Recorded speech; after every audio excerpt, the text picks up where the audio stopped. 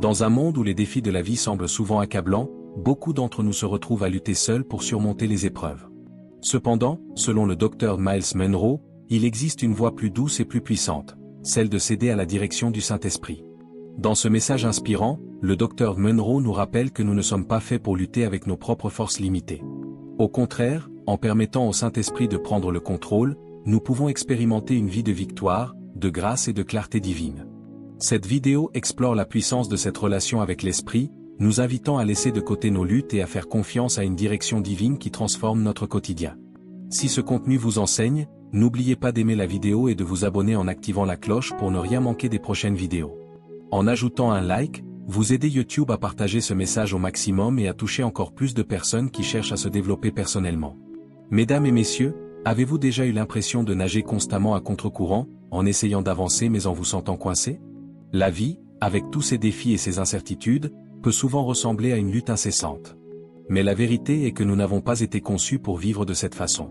Nous n'avons pas été créés pour dépendre uniquement de notre propre force, de notre sagesse ou de nos ressources. Il existe un plan plus grand, et au centre de ce plan se trouve un assistant divin, le Saint-Esprit. Le Saint-Esprit n'est pas une force vague ou un concept abstrait, il est la présence même de Dieu, envoyé pour marcher à nos côtés, demeurer en nous et travailler à travers nous. Jésus lui-même, avant de partir, a assuré à ses disciples qu'il leur enverrait un autre assistant. Ce n'était pas seulement une promesse passagère, c'était une déclaration. Les fardeaux, les luttes et les défis de la vie n'étaient jamais censés être portés seuls. Alors, pourquoi luttons-nous?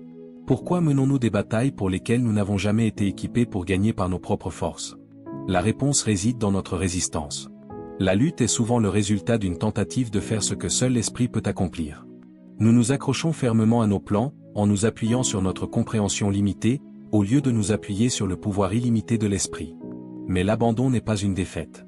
L'abandon est la porte d'entrée à la paix. Lorsque vous relâchez le contrôle, vous faites de la place au Saint-Esprit pour prendre les devants. Et lorsqu'il dirige, il apporte clarté, sagesse et force. L'une des plus grandes tragédies est que de nombreuses personnes vivent toute leur vie sans expérimenter la pleine puissance du Saint-Esprit. Elles dépendent de l'effort humain pour résoudre des problèmes, réparer des relations ou atteindre des objectifs, pour finalement se retrouver frustrées et épuisées. L'effort humain est limité. Il a ses frontières. Mais le Saint-Esprit opère au-delà de ses limites. Il nous donne le pouvoir d'accomplir ce qui est impossible dans l'imaginaire naturel. Face à un défi, réalisez que ce n'est pas votre force, mais la sienne, qui vous fera avancer. C'est le pouvoir de vivre par l'Esprit. Mais le Saint-Esprit ne s'impose pas à nous. Il parle doucement, en nous guidant avec sagesse et vérité. Mais l'écoutons-nous? Souvent, nous sommes tellement consumés par le bruit de la vie, nos émotions, nos peurs et les pressions extérieures que nous ne parvenons pas à entendre sa voix. Il murmure dans les moments de silence, offrant une direction et une correction. Mais il faut de l'intentionnalité pour l'entendre. C'est là que beaucoup luttent, non pas parce que Dieu est silencieux, mais parce qu'ils ne se sont pas calmés pour écouter. Entendre l'Esprit n'est que le début. L'obéissance est là où la transformation se produit. Lorsque l'Esprit parle, il s'attend à ce que nous agissions. L'obéissance retardée est toujours de la désobéissance, et la désobéissance nous maintient piégés dans des cycles de lutte. L'Esprit voit ce que nous ne pouvons pas voir. Il connaît la fin depuis le début. Faire confiance et suivre ses conseils n'est pas seulement sage, c'est la clé pour déverrouiller des percées divines. Mais pour suivre l'Esprit, nous devons abandonner notre autonomie. Le monde nous apprend à être indépendants, mais le royaume de Dieu fonctionne sur la dépendance. Jésus lui-même a dit, « Je ne peux rien faire par moi-même ». Si le Fils de Dieu dépendait de l'Esprit, combien plus devrions-nous dépendre du Saint-Esprit? Ce n'est pas une faiblesse, c'est de la sagesse.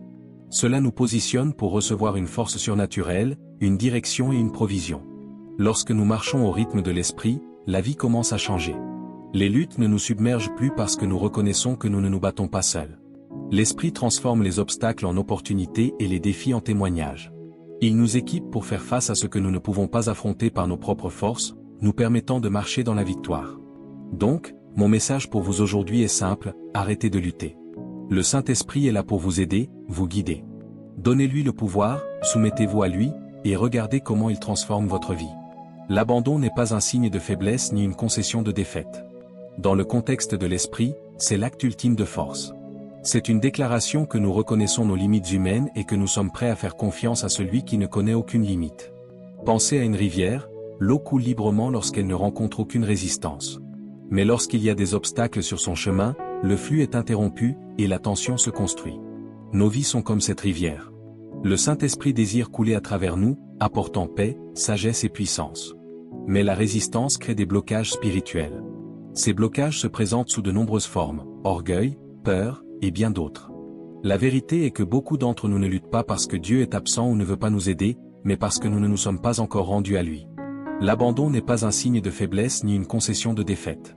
Dans le contexte de l'abandon de l'esprit, c'est l'acte ultime de force, une déclaration que nous reconnaissons nos limites humaines et sommes prêts à faire confiance à celui qui ne connaît aucune limite. L'effort, d'autre part, est le symptôme d'un cœur qui essaie de faire ce que seul l'esprit peut accomplir.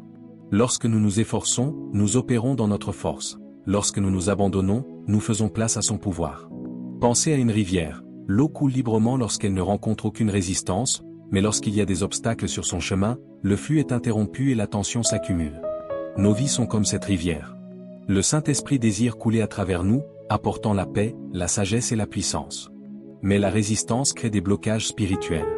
Ces blocages se présentent sous de nombreuses formes, orgueil, peur, doute ou refus de lâcher prise sur le contrôle. Le résultat est une lutte. Cependant, la beauté de l'abandon est qu'il nous libère du fardeau du contrôle. Lorsque nous nous abandonnons à l'esprit, nous nous alignons sur la volonté de Dieu et ses voies. Voici la clé, la volonté de Dieu n'est pas quelque chose contre laquelle nous devons lutter, c'est l'endroit le plus sûr et le plus sécurisé où nous pouvons être. Ses voies sont plus élevées que les nôtres, et ses plans sont bien meilleurs que tout ce que nous pourrions imaginer ou réaliser par nous-mêmes. Certains peuvent se demander à quoi ressemble la reddition. Cela commence par une simple prière honnête, « Saint-Esprit, je m'abandonne à toi ». Mais cela ne s'arrête pas là. L'abandon n'est pas un événement ponctuel, c'est une décision quotidienne, à chaque instant. C'est choisir d'abandonner nos plans et nos agendas pour faire confiance à la volonté directrice de l'Esprit, qui nous amène au bon endroit, au bon moment. L'abandon n'est pas une chose qui arrive une ou deux fois, c'est une nécessité pour avancer dans la vie. L'un des aspects les plus profonds de l'abandon est qu'il n'enlève pas la responsabilité, il la redirige. Nous sommes toujours appelés à agir, à travailler, à bouger, mais désormais, nous le faisons sous la direction et l'autonomisation de l'Esprit. Notre effort n'est plus alimenté par l'anxiété ou l'autonomie, mais par la foi et l'obéissance. Ce changement transforme notre manière d'aborder la vie. Au lieu de nous efforcer de faire en sorte que les choses se produisent, nous coopérons avec l'Esprit alors qu'il travaille en nous et à travers nous. La paix est le fruit de l'abandon. Lorsque nous cessons de résister, la lutte cesse et la paix prend sa place. Ce n'est pas une paix temporaire ou circonstancielle, c'est une paix qui surpasse toute compréhension, le genre de paix qui garde nos cœurs et nos esprits, peu importe ce qui se passe autour de nous. Cette paix est la preuve que nous nous sommes vraiment soumis à l'Esprit. Certains d'entre vous portent peut-être des fardeaux aujourd'hui, des décisions qui semblent trop lourdes, des situations impossibles ou des luttes persistantes. Se pourrait-il que la réponse ne soit pas d'essayer plus fort, mais de s'abandonner plus profondément? Un abandon plus profond ne signifie pas abandonner, mais donner. Passer à celui qui peut faire infiniment au-delà de tout ce que nous pouvons demander ou penser. Parfois, dans le royaume de Dieu, l'abandon n'est pas la fin du voyage, c'est le début. C'est le point de départ d'une vie menée par l'Esprit, une vie où l'effort cède la place à l'épanouissement et où la lutte est remplacée par la force divine. Avez-vous déjà atteint un point où vous vous sentez complètement épuisé physiquement, émotionnellement ou spirituellement? Peu importe vos efforts, ceux-ci semblent parfois insuffisants. La force humaine est limitée, finie et parfois peu fiable. Mais la bonne nouvelle est que nous n'avons jamais été censés vivre uniquement par notre propre force. Le Saint-Esprit fournit une source illimitée de puissance et de sagesse pour chaque défi auquel nous faisons face. Même en période d'épreuve et de défi, la vérité est que l'effort humain ne peut vous mener que jusqu'à un certain point. Il peut vous faire remporter quelques victoires, mais il finira par échouer. Lorsque cela arrive, nous retombons souvent dans la frustration, la peur ou le découragement en pensant que nous avons échoué ou que les obstacles devant nous sont insurmontables. Mais le problème n'est pas toujours la taille du défi, c'est la source de notre force. Nous puisons souvent dans un puits qui ne peut pas satisfaire lorsque nous essayons d'opérer indépendamment de l'Esprit. Le Saint-Esprit offre un pouvoir surnaturel qui dépasse de loin les capacités humaines. Ce pouvoir n'est pas seulement une force physique, c'est le genre de puissance qui nous équipe pour affronter des situations impossibles, surmonter des batailles spirituelles et prendre des décisions sages, même dans les circonstances les plus complexes. Jésus a promis ce pouvoir à ses disciples lorsqu'il a dit « Vous recevrez une puissance lorsque le Saint-Esprit viendra sur vous ». Cette promesse n'était pas seulement pour les apôtres, elle est aussi pour vous et moi. Imaginez que vous essayez d'abattre un arbre avec une lame émoussée. Vous pourriez y arriver, mais ce serait lent, fatigant et inefficace. Imaginez maintenant utiliser une tronçonneuse puissante. La tâche devient plus rapide, plus facile et plus efficace. C'est la différence entre opérer dans l'effort humain et opérer dans l'esprit. L'esprit amplifie nos capacités, aiguise notre perspective et nous permet de faire ce que nous ne pourrions jamais accomplir par nous-mêmes. Vivre au-delà de l'humain exige de dépendre de l'esprit et d'inviter sa présence dans tous les aspects de nos vies, grandes ou petites. Nous disons que nous faisons confiance à Dieu, mais nous continuons à supporter le poids des défis de la vie comme si tout dépendait de nous. La confiance dans l'esprit signifie l'inviter dans tous les aspects de nos vies, pas seulement dans les grandes décisions, mais aussi dans les moments du quotidien. L'un des aspects les plus extraordinaires du pouvoir de l'esprit est sa capacité à nous donner la sagesse. La vie est pleine de choix, et beaucoup d'entre eux ne sont ni noirs ni blancs. Nous pouvons nous retrouver à la croisée des chemins, incertains du chemin à prendre. La logique et le raisonnement humain, bien que précieux, sont souvent insuffisants pour naviguer dans les complexités de la vie. Le Saint-Esprit voit cependant ce que nous ne pouvons pas voir. Il comprend chaque détail de nos circonstances et les conséquences de chaque décision. Ses conseils sont parfaits, et sa sagesse est insondable. L'apôtre Paul a compris cette dynamique lorsqu'il a dit « Je peux tout faire par le Christ qui me fortifie ». Remarquez que Paul n'a pas dit « Je peux tout faire parce que je suis fort » ou « Je peux tout faire parce que je travaille dur ». Non, sa confiance venait du fait de savoir que l'Esprit lui avait donné le pouvoir de faire ce que Dieu l'avait appelé à faire. Cette même puissance est à notre disposition aujourd'hui. Certains d'entre vous sont peut-être confrontés à des défis qui semblent trop grands pour vous, qu'il s'agisse d'une crise de santé, d'une relation difficile, de difficultés financières ou d'une charge de travail écrasante.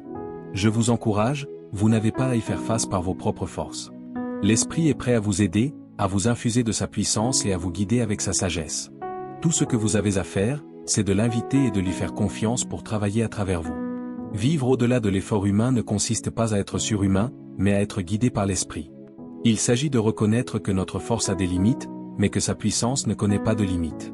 Lorsque nous comptons sur l'Esprit, nos efforts sont multipliés, nos fardeaux sont allégés et nos vies sont transformées. Dépassons nos limites et entrons dans la puissance et la sagesse illimitée du Saint-Esprit. Au milieu des défis de la vie, nous nous retrouvons souvent à prendre des décisions basées sur les émotions, les circonstances ou les opinions des autres. Bien que ces influences puissent sembler raisonnables, elles nous égarent souvent. De nombreuses luttes auxquelles nous sommes confrontés sont le résultat direct du fait d'être guidés par des choses autres que la voix du Saint-Esprit. Sa voix est la clé pour clarifier le but et la victoire. Apprendre à entendre et à obéir à sa direction est essentiel pour vivre la vie que Dieu nous a appelés à vivre. Le Saint-Esprit parle, mais sa voix n'est pas toujours forte ou dramatique. Souvent, c'est un petit murmure tranquille, une légère impulsion dans notre esprit qui s'aligne sur la parole de Dieu. Le défi n'est pas que l'esprit soit silencieux, mais que nous sommes souvent trop distraits pour l'entendre. Le bruit de la vie, les exigences du travail, l'attraction des relations et le bavardage de nos pensées peuvent couvrir sa voix si nous ne sommes pas intentionnels dans la création d'un espace pour écouter. Aujourd'hui, vous avez la base pour pratiquer la méditation, qui sera précieuse pour beaucoup afin d'entendre l'esprit. Cela commence par cultiver l'intimité avec lui. Vous ne pouvez pas reconnaître la voix de quelqu'un sans passer du temps avec lui. Plus vous investissez dans la prière, la méditation sur les Écritures et l'adoration de Dieu, plus vous devenez à l'écoute de sa voix. Dans ces moments de connexion silencieuse, l'Esprit parle le plus clairement. Il peut vous rappeler une écriture, vous inciter à entreprendre une action spécifique ou vous donner un sentiment de paix concernant une décision. Mais entendre n'est que la première étape, l'obéissance est là où réside le pouvoir. Beaucoup entendent la voix de l'Esprit, mais hésitent à agir à cause de la peur, du doute ou du désir de contrôler le résultat. L'obéissance tardive est une désobéissance et nous maintient coincés dans des cycles de lutte et de frustration. Lorsque l'Esprit parle, il n'offre pas de suggestions, il donne des conseils divins qui mènent à la vie et à la paix.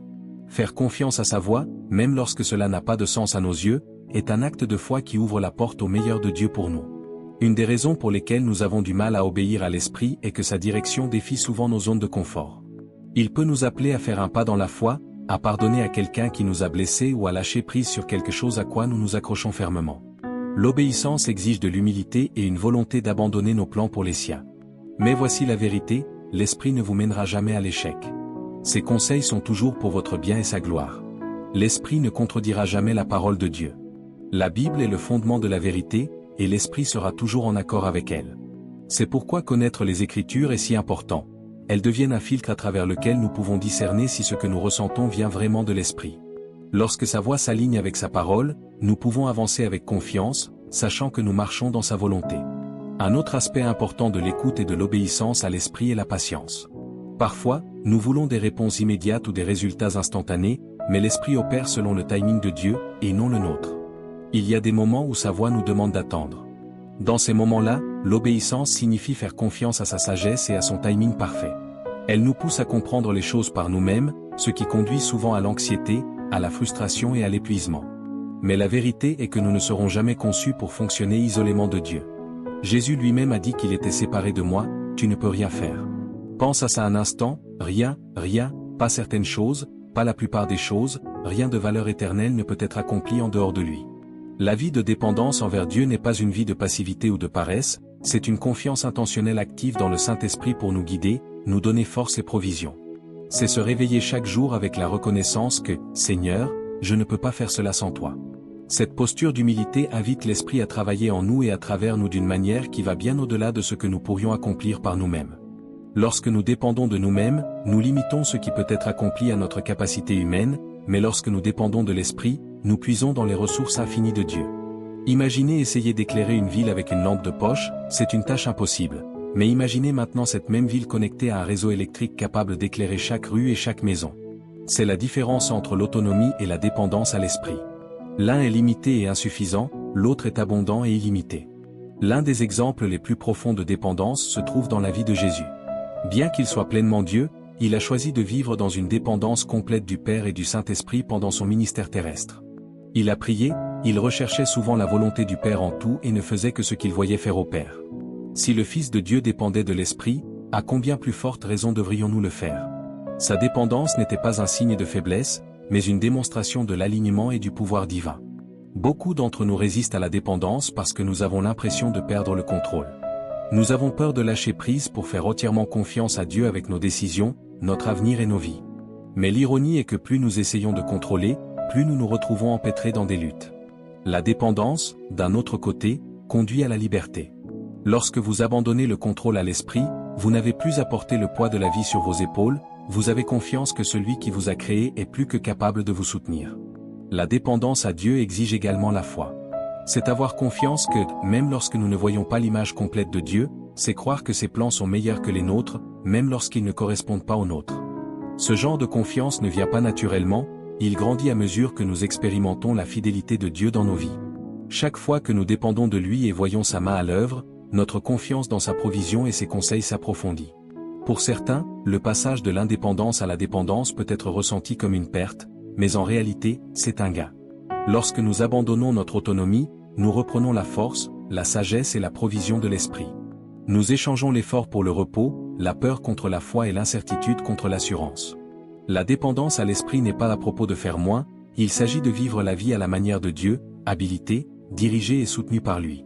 Si vous vous sentez fatigué, frustré ou dépassé, demandez-vous si vous essayez de vivre la vie dans votre propre force. L'Esprit est prêt à vous aider, mais il n'imposera pas son aide. Pour ceux qui insistent sur l'autonomie, abandonnez le besoin de contrôler et acceptez la liberté de dépendance. Lorsque vous le faites, vous constaterez que la vie est non seulement plus gérable, mais aussi beaucoup plus significative, épanouissante et conforme à la volonté parfaite de Dieu. La vie est pleine de défis et personne n'est à l'abri des difficultés, mais en tant que croyants, nous avons un avantage, une source de pouvoir qui transforme nos batailles en victoire. Cette source est le Saint-Esprit. Lorsque nous marchons au rythme de l'Esprit, nos luttes deviennent des opportunités de croissance et nos obstacles se transforment en tremplin vers l'accomplissement de notre objectif divin. La victoire n'est pas quelque chose que nous obtenons par pure volonté ou par détermination. C'est le résultat du travail de l'Esprit en nous. La Bible nous rappelle que ce n'est pas par la force ni par la puissance, mais par mon esprit, dit le Seigneur des armées.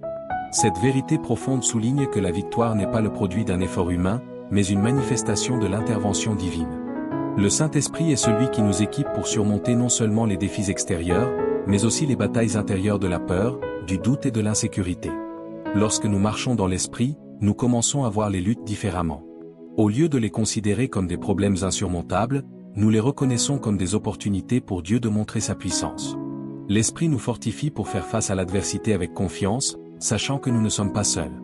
Il fournit la sagesse pour naviguer dans la complexité, le courage d'affronter les défis et la paix pour rester ferme au milieu de l'incertitude.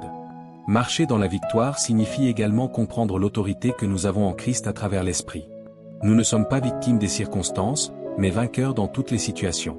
Cela ne signifie pas que nous ne serons jamais confrontés à des difficultés, cela signifie que les difficultés n'ont plus le dernier mot. L'Esprit nous donne le pouvoir de nous élever au-dessus des épreuves, nous rappelant que celui qui est en nous est plus grand que celui qui est dans le monde. Considérez la vie de l'apôtre Paul. Malgré l'emprisonnement, la persécution et d'innombrables difficultés, il a vécu dans la victoire parce qu'il dépendait de l'Esprit. Paul ne comptait pas sur sa propre force pour endurer, il dépendait entièrement de l'Esprit. Cette dépendance lui a permis de déclarer même dans les chaînes que j'ai appris le secret d'être content dans n'importe quelle situation. Ce secret était la puissance de l'Esprit agissant à travers lui donnant la grâce de surmonter et la force d'accomplir son but. La grâce est une marque de marche dans la victoire de l'Esprit. Elle nous permet de traverser la vie avec un sentiment de facilité, même dans des circonstances difficiles. Cette grâce ne concerne pas l'absence d'effort, mais l'absence de lutte inutile. C'est la capacité divine de faire ce que nous ne pourrions jamais accomplir par nous-mêmes. Lorsque nous comptons sur l'Esprit, nous expérimentons un flux, un rythme de vie qui est marqué par la paix, le but et la productivité. La victoire à travers l'Esprit s'aligne également avec notre dessein divin. Chacun de nous a été créé avec une vocation unique, un rôle spécifique dans le grand dessein de Dieu. Cependant, accomplir ce dessein n'est pas quelque chose que nous pouvons réaliser par le seul effort humain. Cela nécessite la direction, l'autonomisation et l'onction du Saint-Esprit. La victoire, d'autre part, est très claire dans sa vision de la façon dont l'accomplissement du but lui sera accordé. Lorsque nous marchons dans l'Esprit, il nous conduit dans la plénitude de notre appel, veillant à ce que nous accomplissions ce que Dieu a destiné pour nous. Certains peuvent se demander comment marcher dans cette victoire.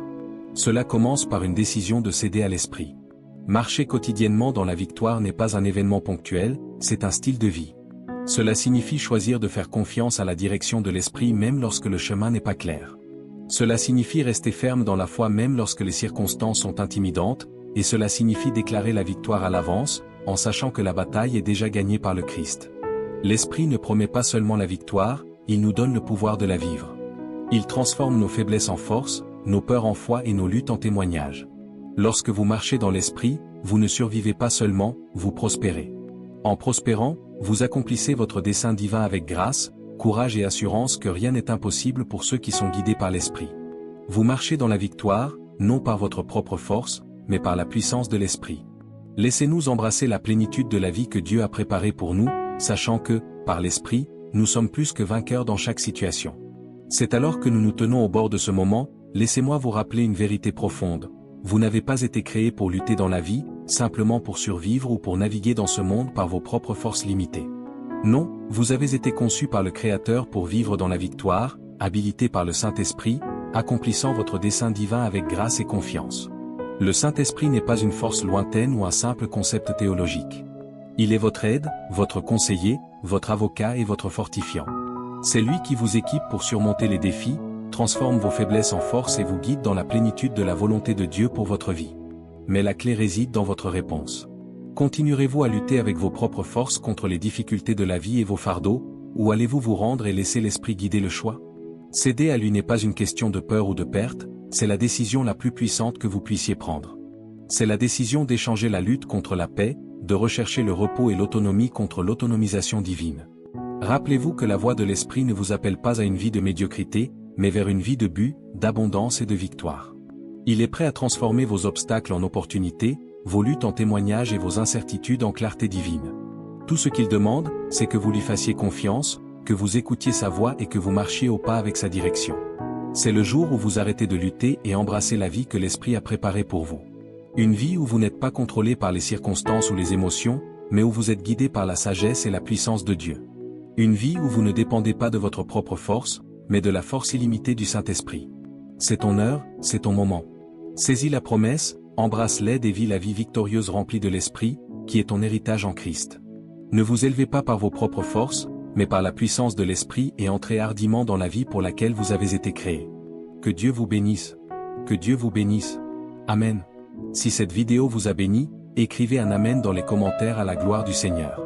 Nous avons d'autres messages sur la chaîne qui pourraient vous bénir. Nous vous invitons chaleureusement à les utiliser quand vous en aurez besoin. Que l'Éternel Dieu vous bénisse merveilleusement. Nous voudrions également vous donner l'opportunité de faire de Jésus le Seigneur de votre vie. Voulez-vous bien prier avec moi? Dites: Seigneur Jésus, je me repens de mes péchés, viens dans mon cœur. Je fais de toi mon Seigneur et Sauveur. Merci Seigneur pour le baptême du Saint-Esprit en moi, dans le nom de Jésus. Par cette simple prière, nous croyons que le Saint-Esprit vous conduit sur le chemin de la nouvelle naissance. Nous vous encourageons à rejoindre une église fondée sur la parole de Dieu, à passer par les eaux du baptême et à donner à Dieu la première place dans votre vie. Nous espérons de tout cœur que ce message vous encouragera. Si vous connaissez quelqu'un qui pourrait être béni par ce message, s'il vous plaît, envoyez-le lui pour nous aider à atteindre davantage de personnes et à propager l'Évangile. Édifions le corps de Christ ensemble. Appuyez sur la cloche des notifications et merci infiniment pour votre soutien en vous abonnant à notre chaîne. Nous invitons humblement le corps de Christ à soutenir chaque requête en écrivant une prière dans les commentaires. Tenez-vous ferme dans la foi avec nous pendant que nous prions. Que la grâce et la paix du Seigneur Jésus-Christ soient avec vous tous et qu'il vous bénisse merveilleusement.